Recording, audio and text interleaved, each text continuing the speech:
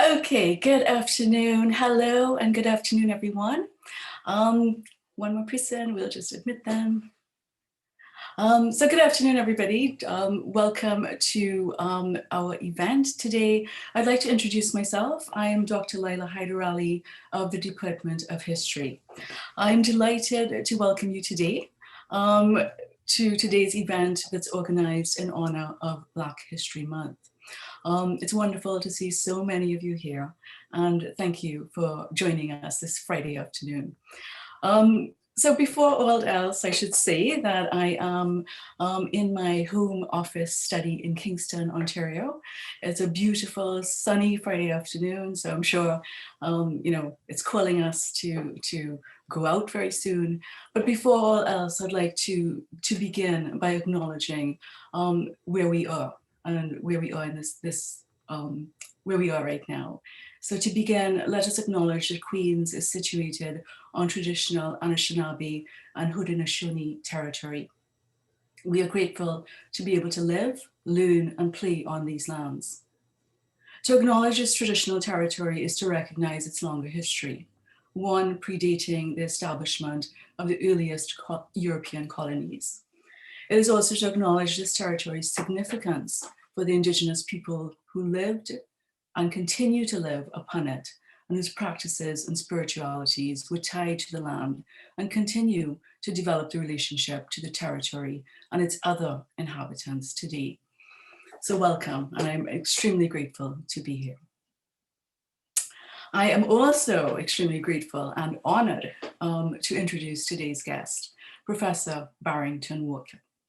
Barrington Walker, who joins us today from Wilfrid Laurier University, where he is a professor of history and associate vice president of equity, diversity, and inclusion.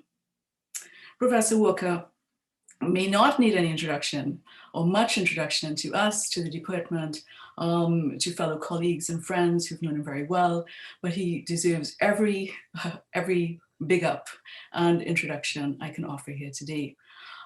So Professor Walker is really a pioneering historian of Canada and of modern Canada. And his work focuses on the histories of Blacks, race immigration, and the law.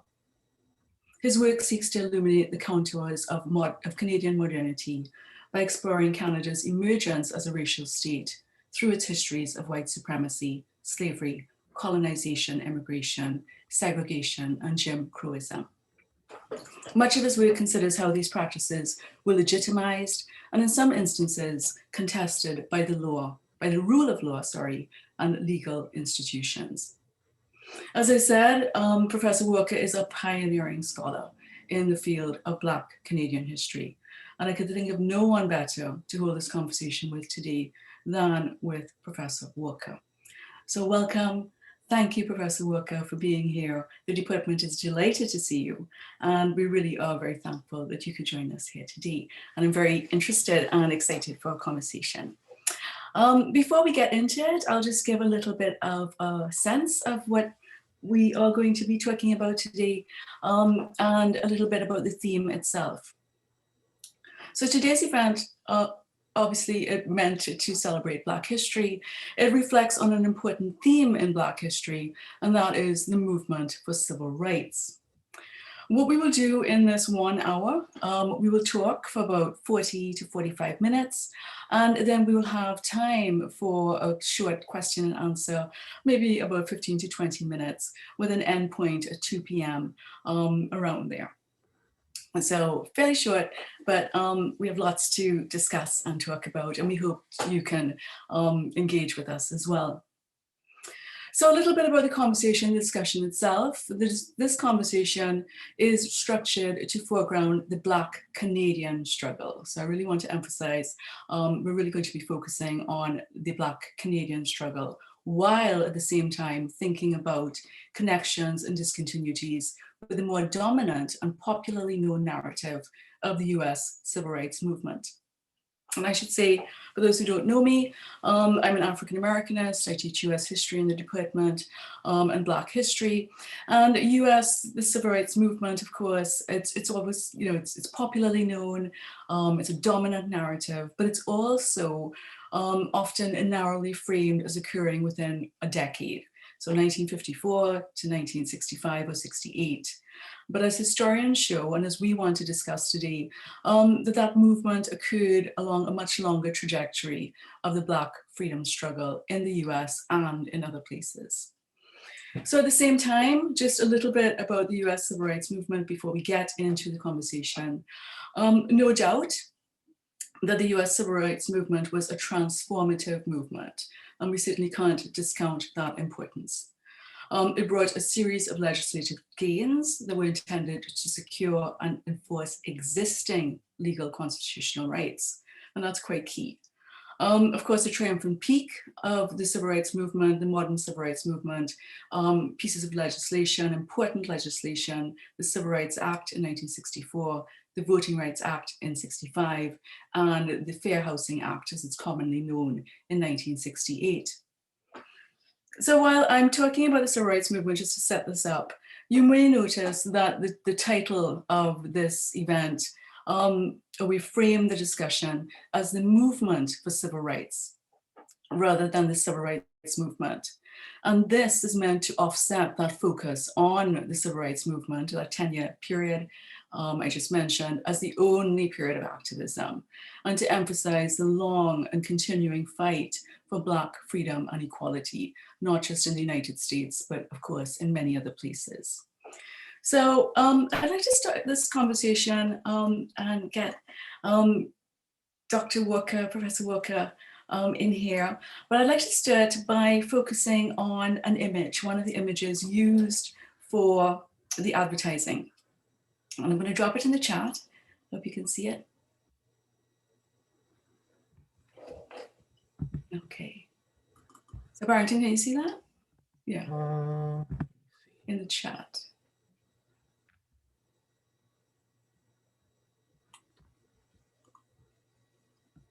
Sarah says yes. Thank you, Sarah.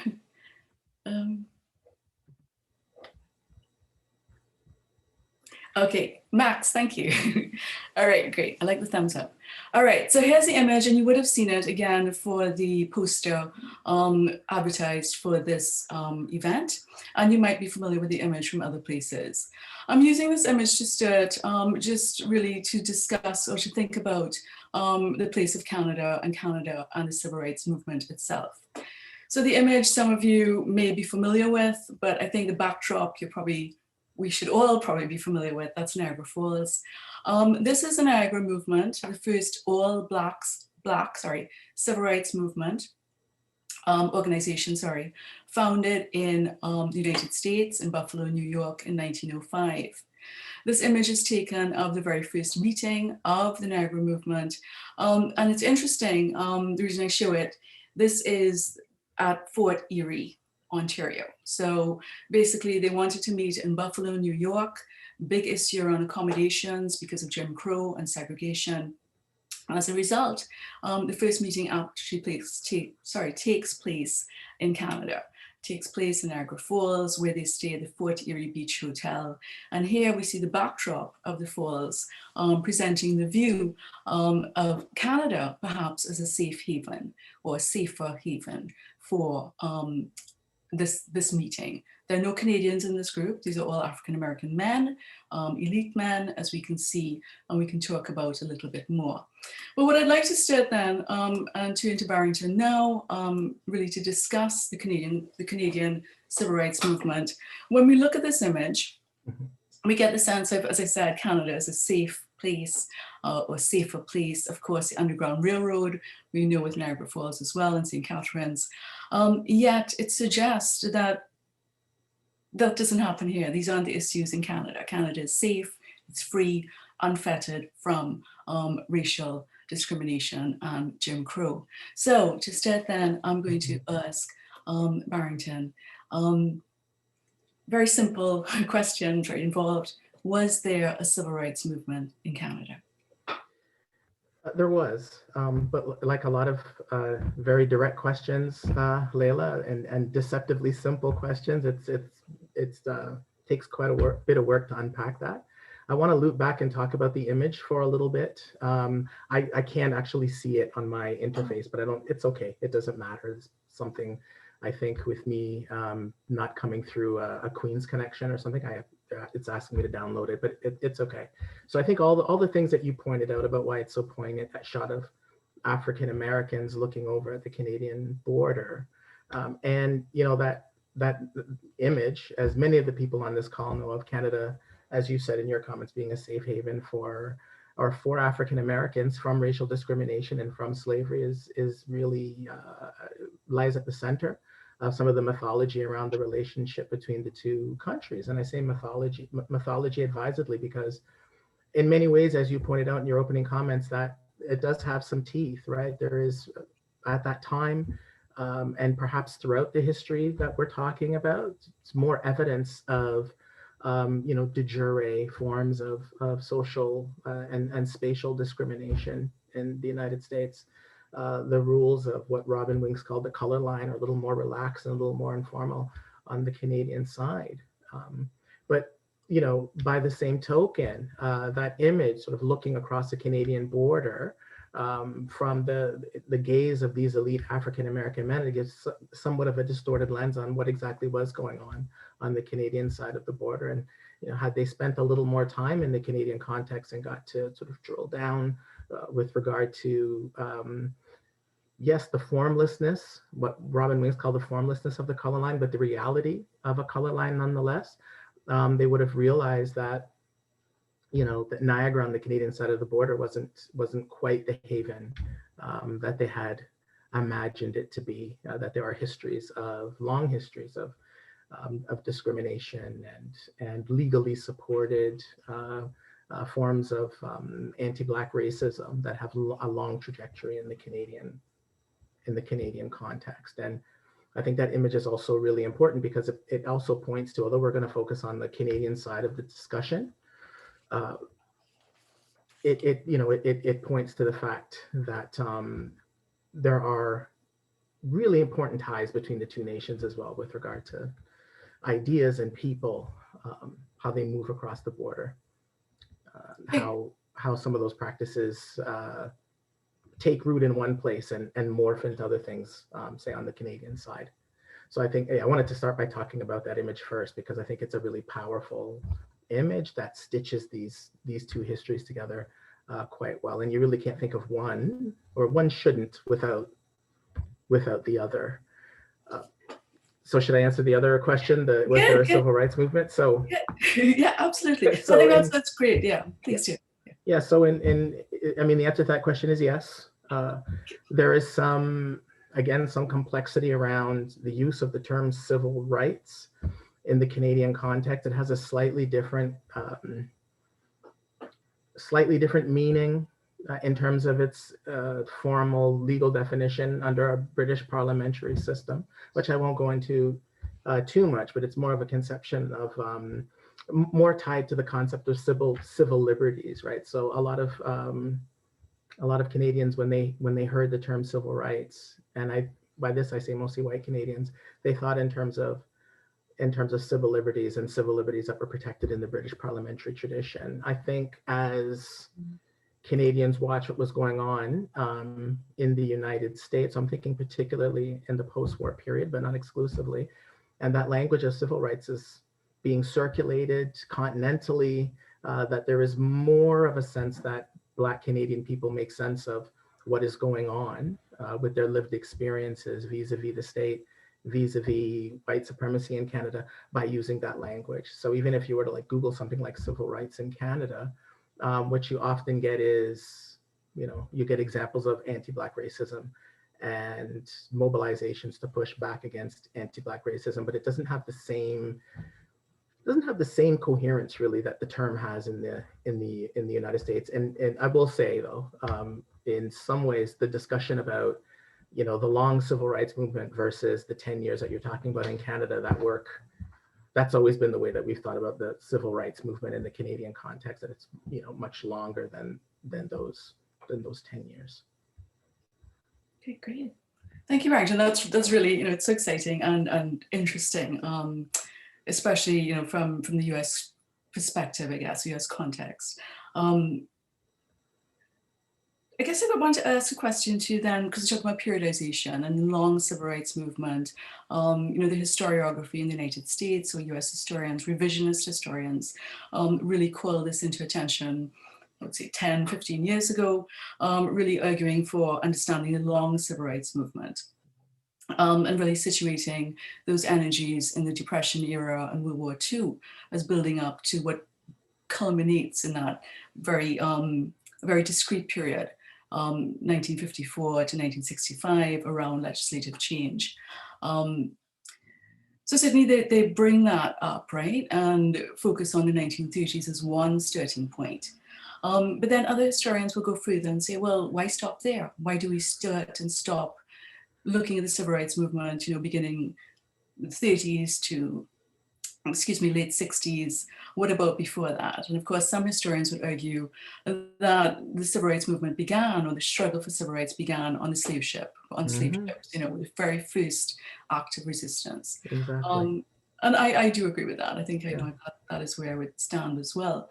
But as historians, again, interested in periodization, and if we're looking at, you know, Canada, can we pinpoint when the movement began?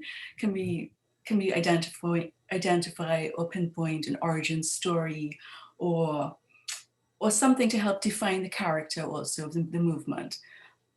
Yeah, such an interesting question, because I like the preamble to your question where you talked about dating this back to slavery and the slave ship. So I guess in that sense, I am a bad historian, and that sometimes I kind of play fast and loose with periodization, and sometimes I get my hand slapped for it. But for me, that is how I think about you know, the struggle for rights in Canada, right? So the mobilization for rights coming out of the earliest periods of resistance to slavery, and thinking about some of the early freedom suits in Canada that were waged in the late 18th century, moving into the 19th century and the Underground Railroad period. I mean, those are all things. I wouldn't go so far as some historians do as to call the Underground Railroad period the beginnings of the human rights struggle or the beginnings of the multicultural period. But I do think there is something about, if you're thinking about the experiences of Black people in Canada and their struggle against white supremacy and anti-Black racism, I think you do have to date it back to the immediate post-slavery period. In terms of more formal periodizations by historians who pay more attention to these things than I do, I think the consensus in the literature is in terms of a longer civil rights movement, a lot of the literature that talks about the post-war era and some of the legislative gains that came out of the post-war era, that in many ways mirror what happened in the United States or happened in the American context. I think the energy in Canada gets, I hope I'm not preempting some of the questions you're going to ask me, but I think the energy in Canada gets channeled into the human rights apparatus as opposed to the civil rights laws in the United States. And there's a slightly different history about how the energy of Black mobilization against racism in the post-war period, how it manifests itself in the state, right? And sort of state recognition, state governance of these things. But if I was to say, where would you pinpoint the civil rights movement, the long civil rights movement in Canada? And this isn't coming from me. I would say a couple of things. I would say if you're looking at it from a national frame, well, no, actually that's not true. These are actually both international frames that have bearing on the national situation and vice versa. So I would say the experience of war in World War I. And you find this is not exclusive to the Black experience in Canada, but Indigenous people, Chinese Canadians, and Black Canadians press the state, and I'm talking men here primarily, but not exclusively, press the state to allow for military service, because I think there's a feeling amongst folks who are keen to fight, that this is, they're patriotic as well too, and they want to show national belonging. And after some dithering and foot dragging, but mainly out of necessity, when folks start to realize that the First World War is not a joke. It's not the sort of thing that there are all kinds of ideas about young men going abroad. People on the call know about this than I do, and seeing the world and having a laugh and coming back, and then people realize that this was something quite different. And as the casualties mounted, the Canadian government began to think more broadly about who it might allow to enlist in the war, and they sort of reluctantly turned to these what we would now call racialized people or equity deserving people now, to allow them for military service. So it's the experience of going abroad and fighting. And this you'll find, I know, Laila, in the American experience as well, right? That is a pivotal moment in shaping the consciousness of Black people in Canada, and it gives them a powerful basis upon which to articulate citizenship claims when they return. It's very, I mean, not that white supremacists didn't do it, as you know, in the American context, but it is a little trickier to tell somebody who's fought for the country that they don't deserve basic citizenship rights. So I think that's one place that it was coming from. It's also coming from international movements like the United Negro Improvement Association, which find roots, and you're of West Indian descent as well, so you're familiar with the history of the UNIA. They have branches, global branches in the Caribbean. They have branches in the United States. They also have branches in Canada. So this kind of Pan-Africanist movement spreads its tentacles into Canada as well. And I think the third would be trade unionism, right? So there's a strong push that comes for the fight for rights from sleeping car porters in Canada as well. So these are Black men who worked on trains, and then they were considered amongst the elite in African Canadian communities. They had a job that was, by I guess the standards of elite white people, fairly menial, but in the Black community they constituted an elite, and pushing out of their fights to unionize, they emerge as, from the ranks of porters, they emerge leaders who fight for recognition on the part of the Canadian state as well. And then there are lots of other things going on, lots of other actors that contest racial discrimination in sort of more localized ways. Wow, thank you, Barrington. That's so interesting. And again, the parallels, as you mentioned, or as you sort of suggested, with the U.S. situation, certainly around war, World War I and II. World War I seen as that sort of catalyst of fighting back, and moving into sort of the new Negro movement and other movements, of course, across the Caribbean around Negritude. So yeah, there's forces are quite. And it's interesting around war, right? That because these imperial forces, or so-called imperial forces, I guess, and the allegiances, Canadians, in terms of nationality, I think are quite interesting to think about.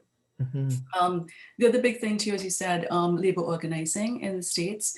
So around the 1930s, African Americans turned more readily to the left and to leftist ideologies, including communism and trade unionism. So a lot of that organization in the 30s and 40s really comes from those two places of workers' rights, the proletariat, labor organizing, and the left. And the sort of argument or the view of what happens in the States, those sort of more radical energies get sort of tamped down during World War II because of affairs of being charged with sedition, Black sedition or seditious ideas. And really then we see the growth of racial liberalism by the 40s, taking us through to sort of the concern over legislation. So a lot of parallels I could see. Laila, can you say a little bit more than that? I know that I didn't tell you I was going to ask you this question, but I'm often I often think about that shift that takes place in U.S. politics, from the Paul Robesons and the Black people who were sort of more attuned to international communism and Comintern, to that what Richard Eiton calls the domestication of the civil rights movement that takes place in the wake of all the things you just said, McCarthyism. And I wonder if you could just say a little bit more um, about that. I don't have exactly a question to ask you, but your feeling about that trajectory that takes place, and the consequences of that domestication of the civil rights movement.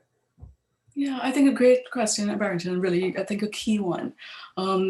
Because I think, what we're trying to do here today, perhaps, is to demonstrate the diversity, right? The multiplicity, the multiple voices, multiple strategies, diverse ways of advocating for civil rights and struggling. So what happens, my sense of it, and not just my sense, my knowledge, I should say, is that during World War II, I write about this in my book. So during World War II, African Americans embark on a double victory campaign, arguing for victory at home, victory abroad, and victory at home, and really calling out the United States for being anti-democratic in terms of race relations. And this, of course, brings the sort of the visual to a greater audience, an international audience, as well as to a greater American audience. The Double Victory campaign is fantastic, but it runs through Black newspapers. And this is where the problem comes up.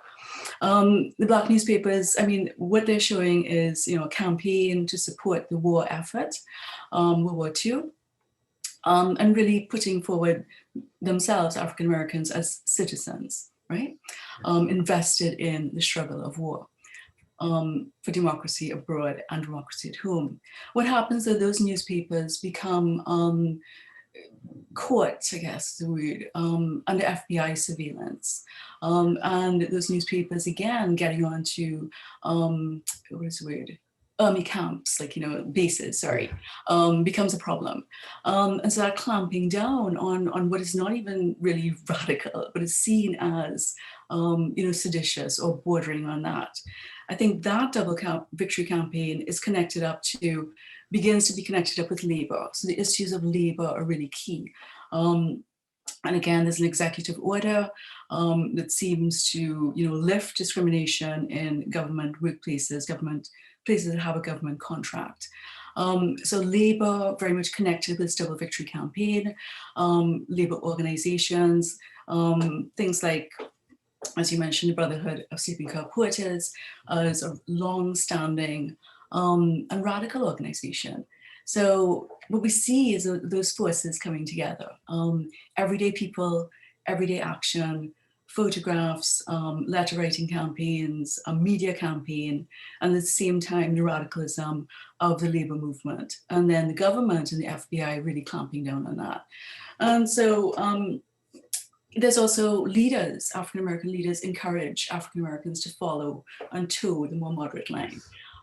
So as a result of that, it's seen as, instead of splitting energies and not achieving anything, to sort of streamline those energies towards the more NAACP battle for legislative change. So I think it is sort of a set of circumstances, but definitely it is the view that Black people talking about freedom is a seditious action. That's right. So that's my take on it. So with that, Barrington, I could throw back to you and ask you a little bit.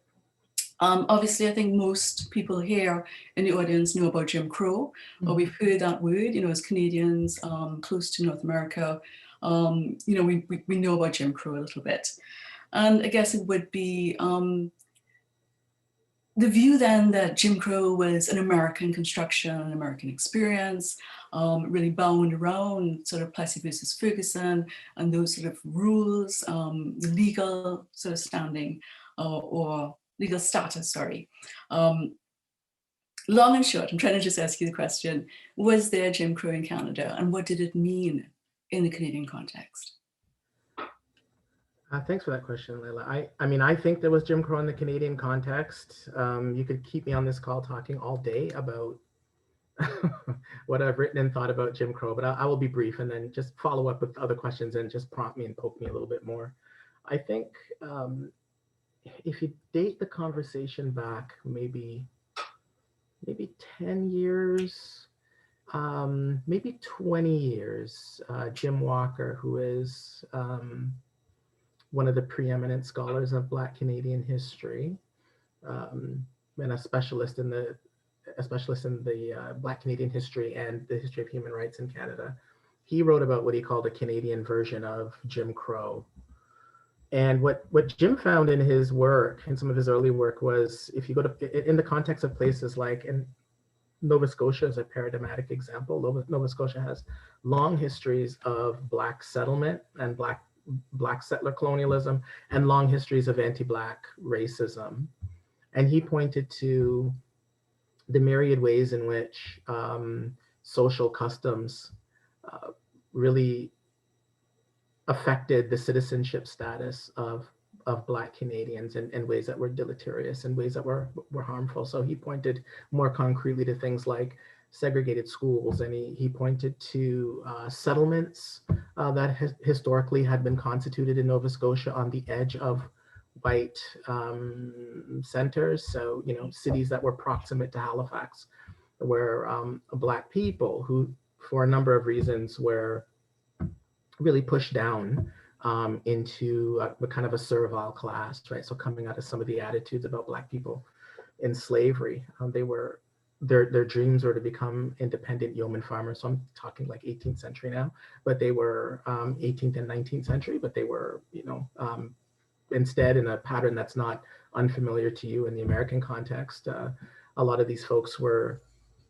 given, you know, poor land allotments. Some were turned into sharecroppers. Some of the later settlers that came, where they were turned into rentiers, and they had dreams of being an independent yeomanry, and that didn't quite work out. So you have, and some of these communities still exist, like North Preston, right? Like that's the roots of a community like North Preston that comes out of that time. So you have these, you know, you have all Black communities that partly form because of effective ties and people want to be near each other and proximate to each other, but also are there, quite frankly, because whites wouldn't allow them to live amongst them in some of the larger urban centers.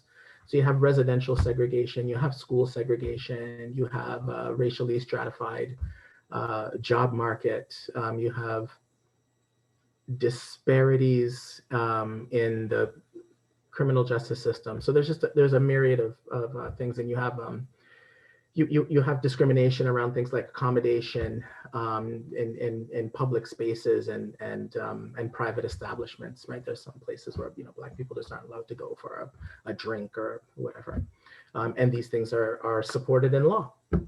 So that's really what Jim Crow means. So Jim called it the Canadian version of Jim Crow, and he called it the Canadian version of Jim Crow precisely because of its relationship to the law, which is in most respects different from the relationship in the United States, which I can talk about a little bit more. I think my contribution to this debate was maybe to talk a little bit about the different legal cultures that come out of the Canadian context, and then rather than that, the British context, talk about how that differed from what went on in the American context. But there was, when I first started to talk about Jim Crow in Canada, you know, predictably, some skepticism, some pushback, some charges that folks who are using that term were just taking an American phenomenon and crudely imposing it on the Canadian scene. So many years ago, I wrote a piece that tried to address some of those concerns. So it is a slightly, for the people who pay attention anyway, it is a slightly contested notion that there was Jim Crow in Canada. My sense is over the last while, say over the last 10 years or so, that there's been more, I think, more knowledge of Black Canadian history more generally, and more acceptance that, you know, there are patterns that look very similar on both sides of the border, and that sort of language and that framing is appropriate in the Canadian context.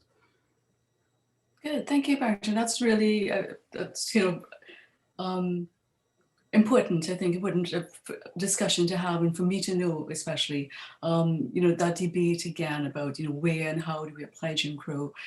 Is it applicable outside of the United States? And does it only have certain meanings? I think is quite interesting. I guess the other question I want to ask a little bit, you mentioned the law, and I know this is your area. And again, with Jim Crow, right? The sort of issue around it, de jure segregation and de facto segregation. So one by culture and custom and one by law. And then again, Plessy versus Ferguson, 1896, really determined the law of land as separate but equal, as constitutional and not abridging any constitutional rights. So I guess the question I have, Barrington, is do Black people have those protections in Canada? Or They as have, citizens? As citizens, do they have protections as citizens? okay. Legal protection. So what I've argued is what makes it tremendously challenging in the Canadian context is that in the period after emancipation in Canada, so after slavery peters out in Canada, which is roughly the turn of the 19th century, and after slavery is abolished across the British Empire, and then it creates this frontier of freedom, this legal frontier in Canada, then yeah, Black people do have rights, particularly property holding Black men, right?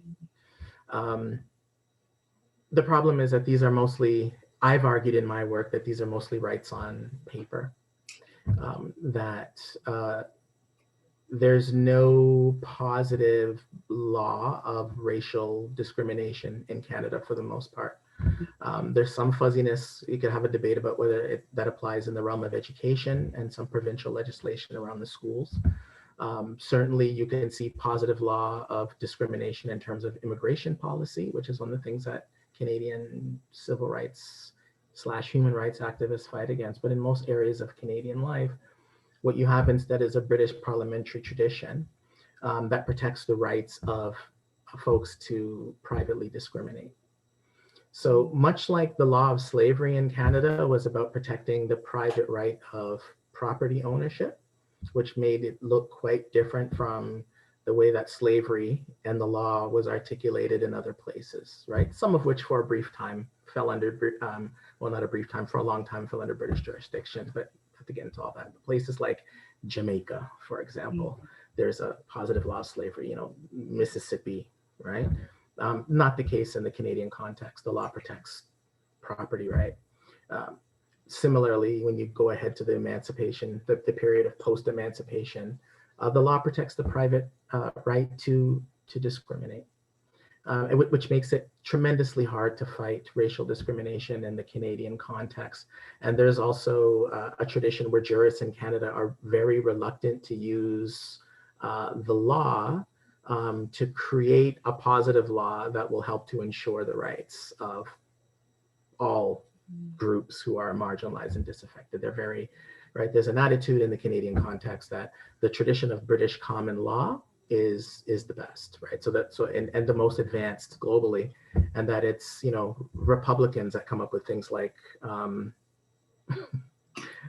bills of rights and all those sorts of things that you don't need, those are the tools of Republican rabble. You don't need those sorts of things in a British parliamentary context, and Canadian jurists are very reluctant, and Canadian parliaments are very reluctant. So there's some early attempts at that. That, of course, isn't an attitude that carries through the entirety of Canadian history, because there is a realization that an affirmation of codified rights is important, and that's you have the Charter and which has its roots in the Bill of Rights in Canada, Diefenbaker's Bill of Rights, which didn't really have any legal teeth, but did exist. But I think long story short is that the law in Canada protects the right to discriminate privately, and I've said, and not to get too far down a rabbit hole, that what's interesting is that a lot of the ways in which we think about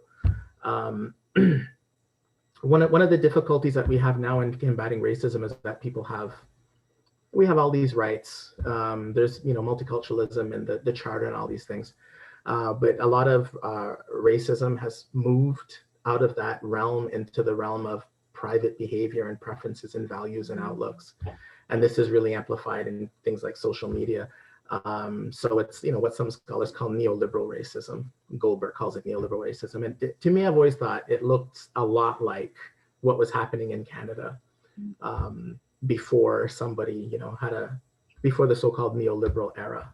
So this idea of how you combat racism in the realm of private preferences, attitudes, outlooks, and people being able to turn to the law, not all the time, but in most instances, the law in Canada reaffirmed that right to privately discriminate, right? And it's the whole human rights apparatus that emerges in the post-war period that finally gives Black people in Canada an opportunity to fight back against that in more formal ways. But it's tremendously difficult before that. So that's why, although it's counterintuitive to most Canadians, it really is. Some of the civil rights period that you're talking about is, there are more tangible things to fight against in the American context.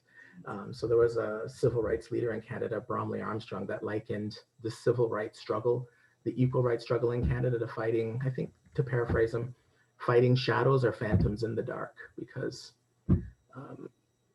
your opponent was just, shadowy, and still is in the Canadian context, right? Black Canadians will still complain, and rightly so, that the anti-Black racism here is subtle, and it's oftentimes it's subtle, and it's structural, and it's polite, and all of the things, that make it tremendously difficult to fight. So we know that the outcomes tend to get reproduced generation after generation, but to sort of point to why exactly this is happening, absent of these overt signs of racism, is tremendously difficult. The closest thing that I can get to it is when I read the comment section of of my paper, and then I think, oh, okay.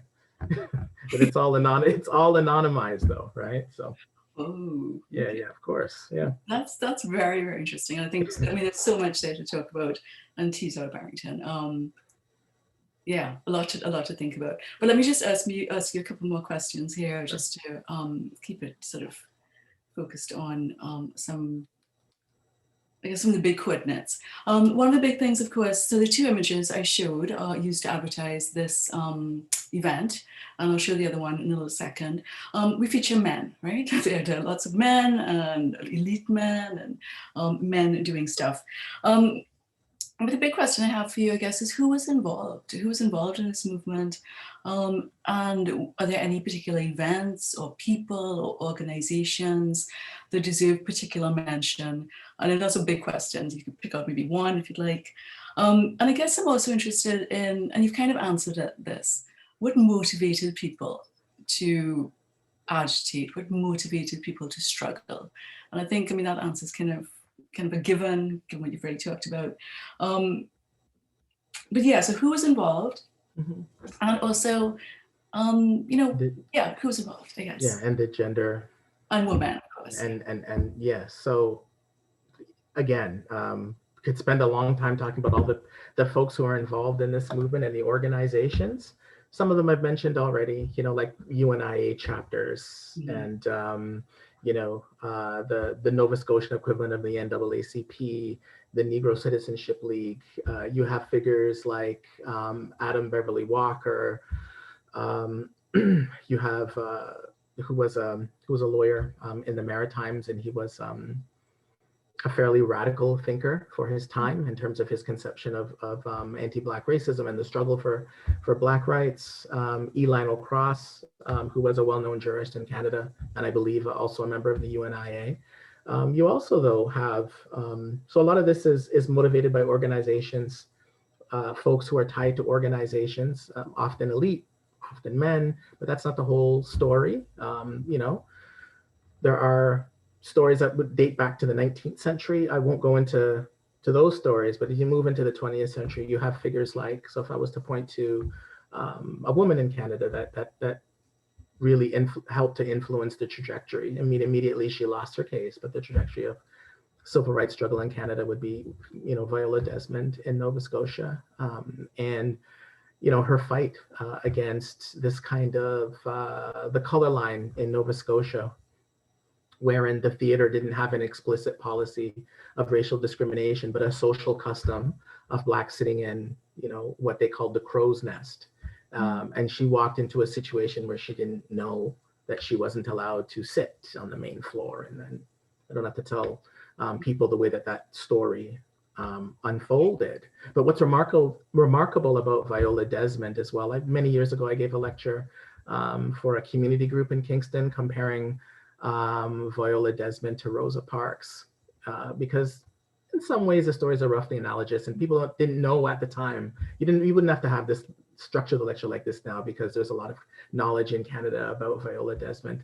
But what was remarkable is that, you know, Rosa Parks was really the product of a carefully orchestrated campaign. I mean, there's even, you know, suggestions that, you know, she was chosen for very particular reasons because she passed the respectability test. And there were other people who had gone through similar things and they were rejected because they were, you know, not of the same moral character and these sorts of things. But Viola Desmond was very much somebody who acted without the ballast of a movement, you know, sort of orchestrating things and platforming her. I mean, this really was, I know historians don't like to talk in terms of, you know, single movers of history and this sort of thing. It seemed to be kind of antiquarian, but if we were ever to talk about somebody who singularly helped to push Black civil rights struggle, I mean, Viola Desmond would be one of those people. Really remarkable person in myriad ways. I mean,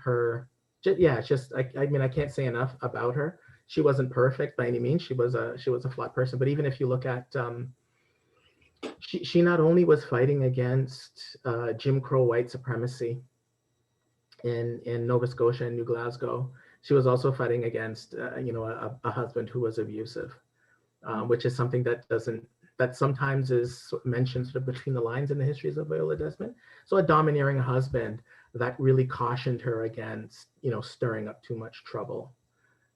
And to be honest, I can't remember his name, Laila, but I think that's fitting because most of us don't know who he is.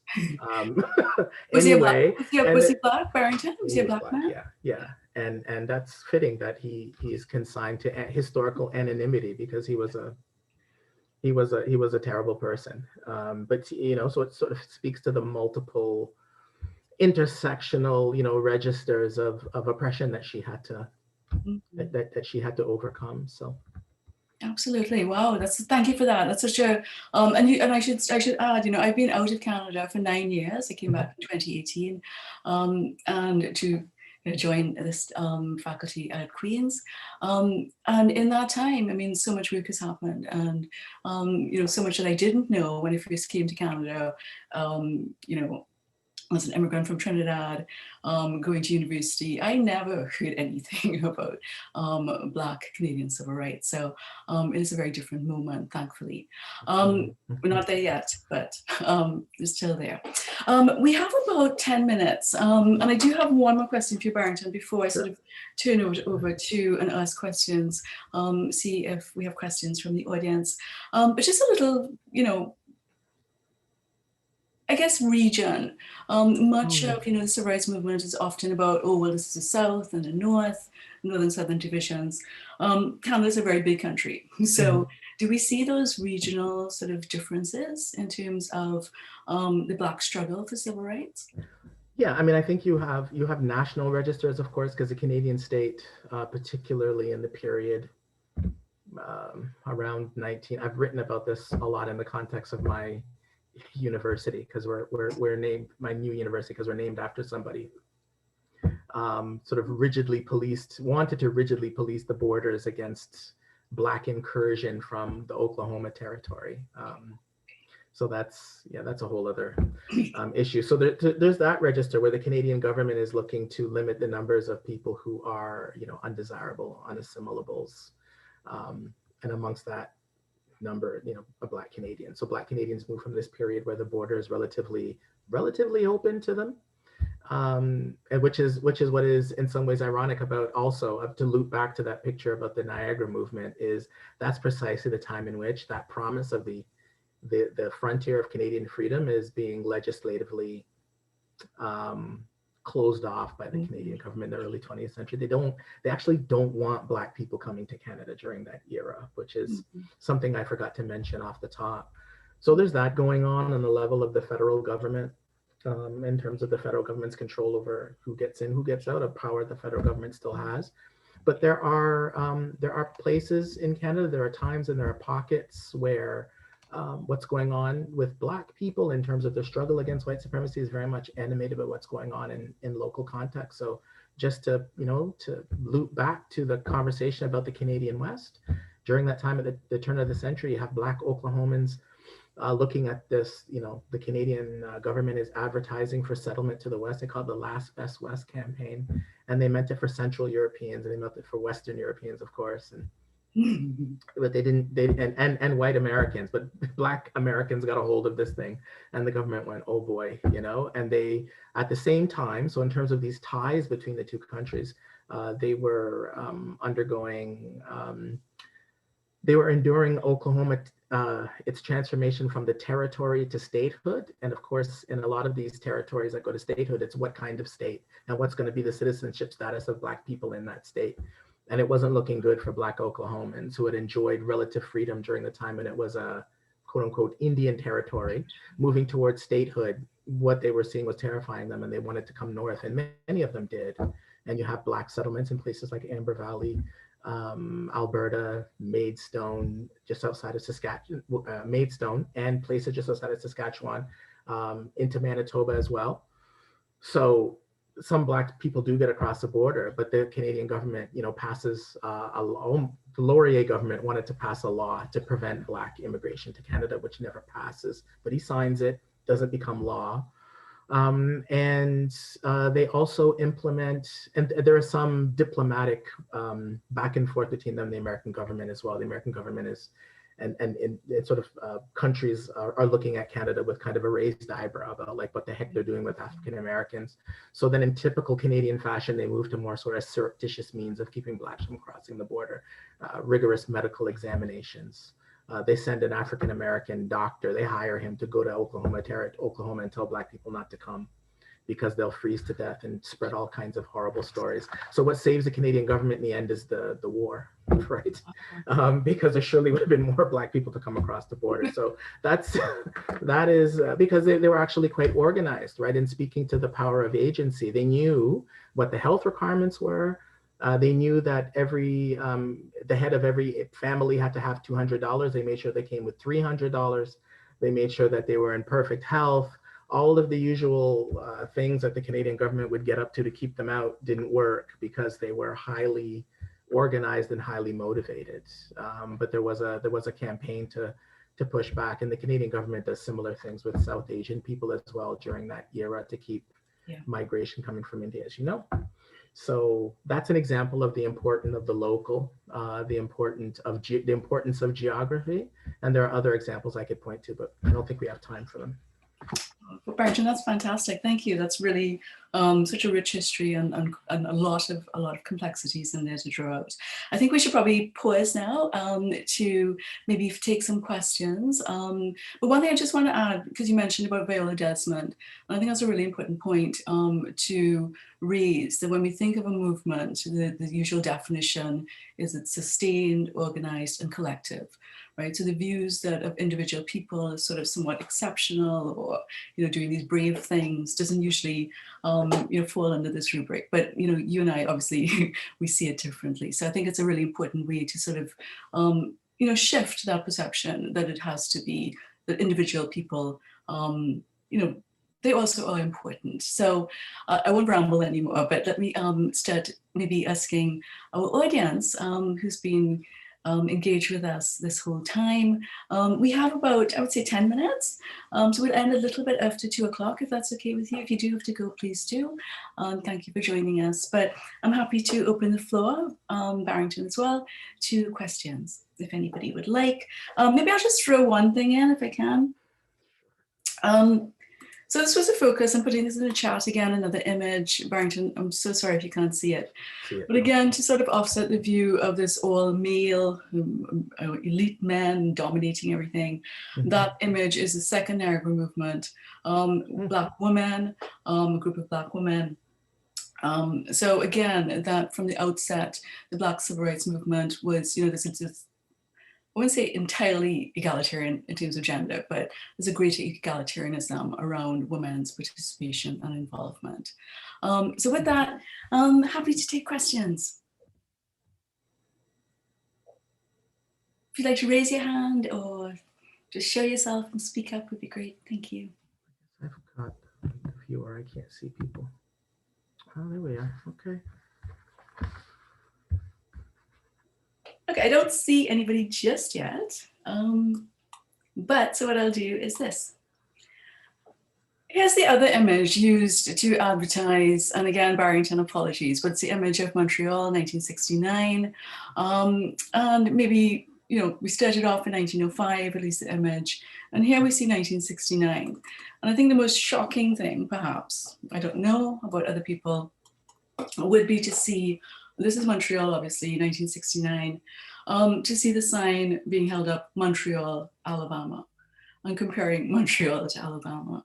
And I don't know if that's shocking to anybody or if that, rankles any questions. Barrington, do you want to speak about this particular moment or in Canadian history? Yeah, I mean, I'm guessing the image comes out of the Sir George Williams affair. Oh, sorry, yes, it's the Sir George Williams. In 69, and I think there are a few of my students and people I've taught, and I'm not calling y'all out, but that know about this and cool. can speak to it as well. But it points to I don't want to talk about it in terms of a crude teleology, but we know that the civil rights movement moves into a more, radical, phase in the late 1960s, and this has some manifestations in Canada as well. What's remarkable about this era is that it actually does start out as something. As a series of incidents you wouldn't have necessarily expected to emerge in this literal kind of conflagration like it did. There were a series of students who were they were protesting, they were pushing back against the crummy marks that they were getting from their professor, a guy named Perry Anderson. These were elite Black students from the West Indies who had aspirations of going to medical school. And Perry Anderson, he would act in a manner with them that we would now call microaggressive, right? So there really wasn't a grammar for what he was doing to those students during his classes, but he was, the climate was chilly. There was clearly some funny stuff going on with regard to how he was evaluating students. And then the protest against Perry Anderson when the students don't get resolution through the normal channels at Sir George Williams University, that there's a series of sit-ins and demonstrations. There are Black Power leaders like Panthers and others that come from the United States to join in with this, and you can imagine what happens. But it did put a spotlight on anti-Black racism in Montreal during that time. Good, thank you. Yeah, and it's really interesting too, Alabama and Selma, sort of connecting up what happens in Selma with Montreal itself. Basically, right. There's accusation that the police sort of stirred a fire where the protesters are trapped on the 9th floor. So again, when we think of the tear gas and that the Edmund Pettus Bridge and the march to Selma, sort of drawing those connections.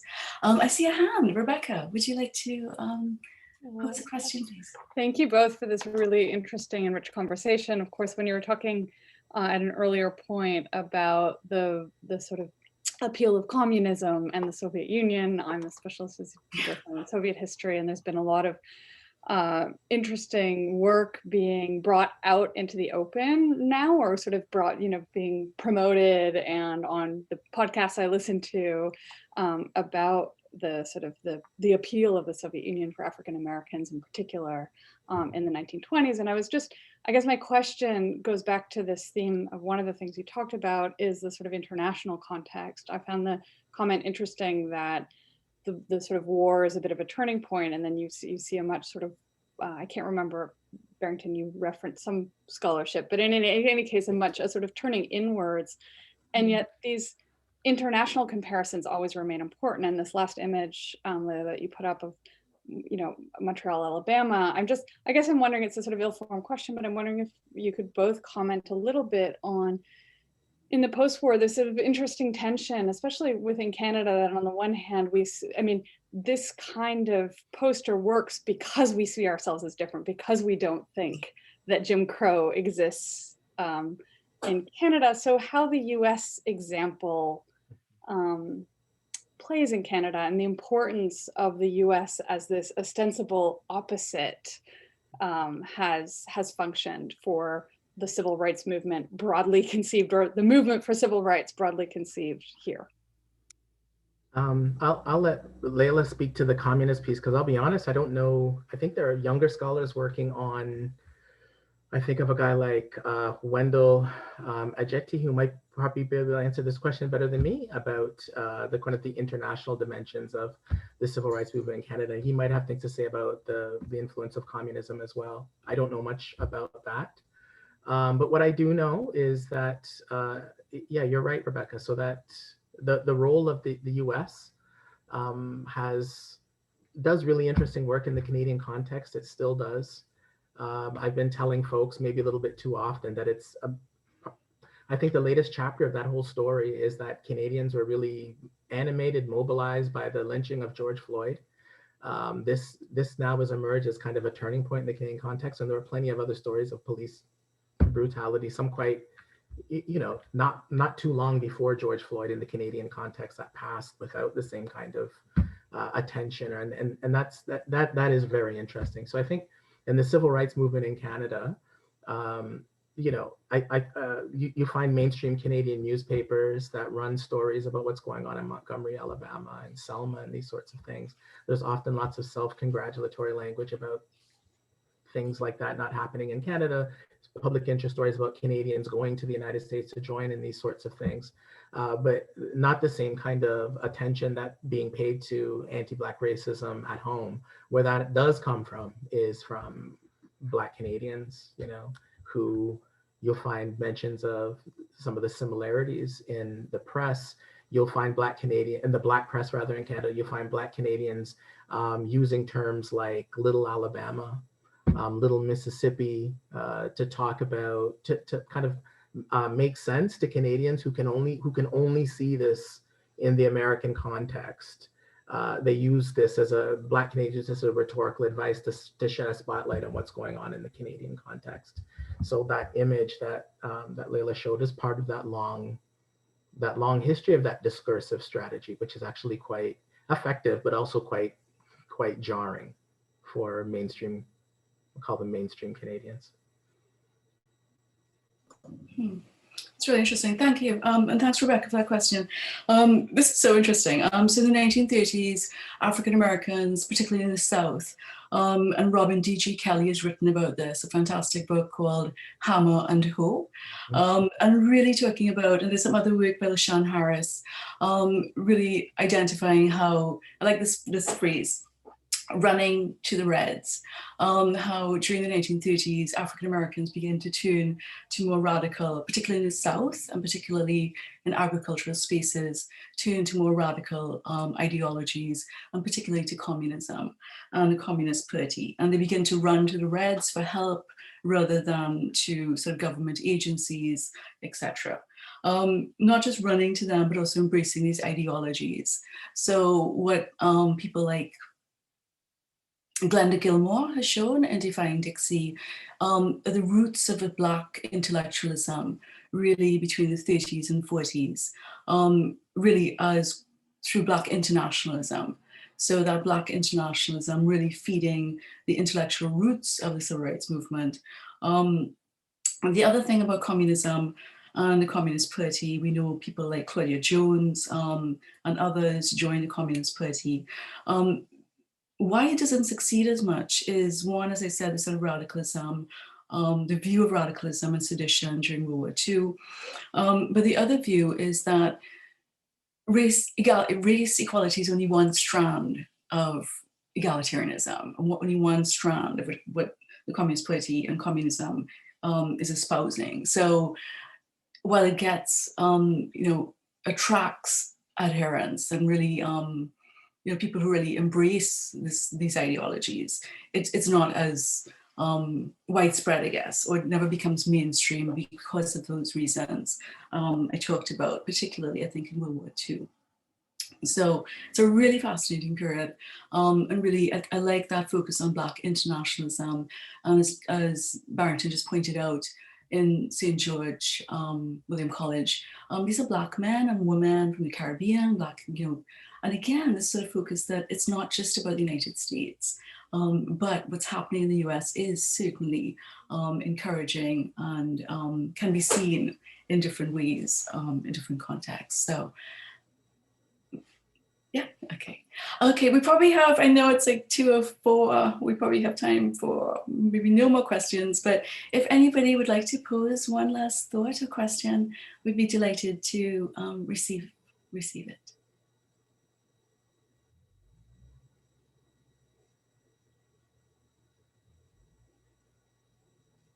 Okay, well then I think if there are no questions, I would like to end today maybe by asking Barrington if you have any final thoughts you'd like to offer. No, just that it was really good to see everybody again, and I hope everybody is keeping well, and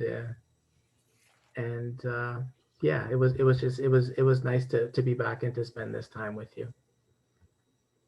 Oh, well, thank you so much, Barrington. On behalf of the department, I have to say it's been a real pleasure for me to really, to have this time with you talking about Black history. It's been just so, I know everybody, then maybe silence, you may not be seeing faces, but everybody's so excited and so happy that you've returned today to speak with us. And we will keep in touch. And yes, please do. And again, thank you everybody for joining us this beautiful Friday afternoon, and keep well, take care, and see you again. Okay, enjoy your weekend, everyone. Bye-bye. Thank you, Max. Thank you both so much. Thank you, Barrington. Bye-bye.